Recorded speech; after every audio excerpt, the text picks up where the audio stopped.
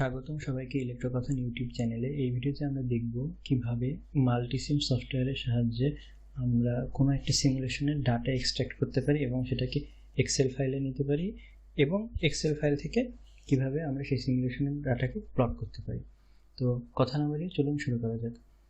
প্রথমে অসিলোস্কোপে ডাটাটা ঠিকমতো আসছে কিনা এটা আমরা দেখে কনফার্ম হয়ে নেব।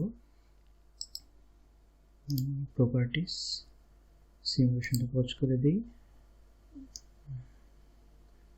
দেখা যাচ্ছে যে অসিলোস্কোপে সুপার ডায়োড এর যে ডাটা সেটা মোটামুটি ঠিক মতোই আসছে। তো এখন সিমুলেশনটাকে স্টপ করে আমরা এই যে এখানে গ্রাফার যে টুলটা আছে সেটাকে ওপেন করব। ওপেন করলে আমরা ডাটাগুলো দেখতে পাবো। তো এখানে অসিলোস্কোপে আমরা দুইটা ডাটা দিয়েছি, ইনপুট এবং আউটপুট। দুইটা ডাটাই কিন্তু এখানে শো করতেছে, কিন্তু এই গ্রাফটার অবস্থা কিন্তু খুবই খারাপ এবং এখান থেকে আসলে কিছুই বোঝা যাচ্ছে না বললেই চলে। তো সেই জন্য আমরা আসলে এটাকে এক্সেলে এক্সপোর্ট করব, করার পর গ্রাফটাকে প্লট করব আবার নতুন করে। টুলস থেকে এক্সপোর্ট টু এক্সেল ক্লিক করে আমরা দুইটা চ্যানেলে সিলেক্ট করে নেব। দুইটা চ্যানেল সিলেক্ট করে ওকে দিব। ওকে দিলে একটা এক্সেল ফাইল ওপেন হয়ে যাবে এবং এক্সেল ফাইলে আমরা সেটাকে সেভ করে নিতে পারবো। তো এক্সেল ফাইলটা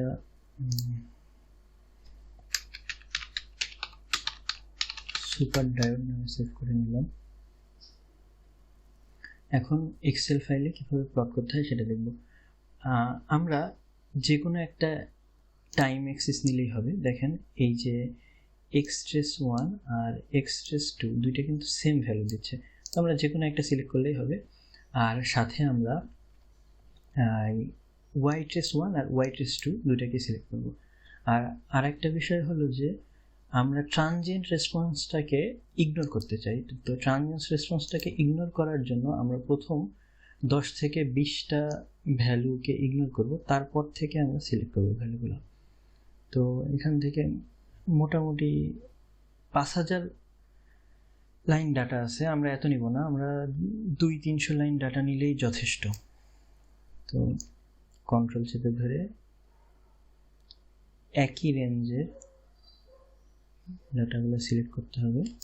এরপর ইনসার্ট অপশনে গিয়ে XY স্ক্যাটার, এখান থেকে এই দেখুন আমরা এই অপশনটা সিলেক্ট করব। করার পর আপনাদের নিজেদের পছন্দ মতো যে কোনো থিম সিলেক্ট করতে পারেন। এখান থেকে ডিজাইন অপশন থেকে আপনাদের পছন্দ মতো যে কোনো থিম সিলেক্ট করতে পারেন। চার্টের টাইটেলটা আমি বদলে নিব।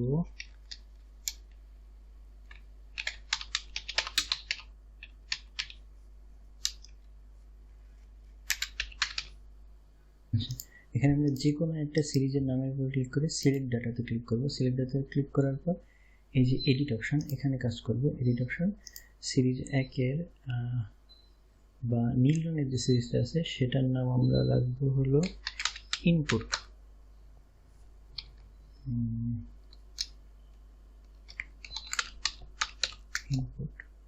আচ্ছা, আর সিরিজ 2-এর যে নাম এটা আমরা রাখবো আউটপুট।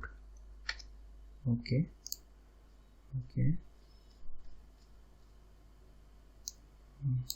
তাহলে দেখেন এই যে আমাদের গ্রাফটা সুন্দর চলে আসছে। আর এই গ্রাফটাকে আরও অনেকভাবে এডিট করা যায়, আপনাদের সুবিধা মতো আপনারা করে নেবেন। ধন্যবাদ সবাই ভিডিওটা দেখার জন্য। ভিডিওটা ভালো লাগলে ইলেকট্রোকথন চ্যানেলটি সাবস্ক্রাইব করুন এবং আপনার বন্ধুদের সাথে শেয়ার করুন।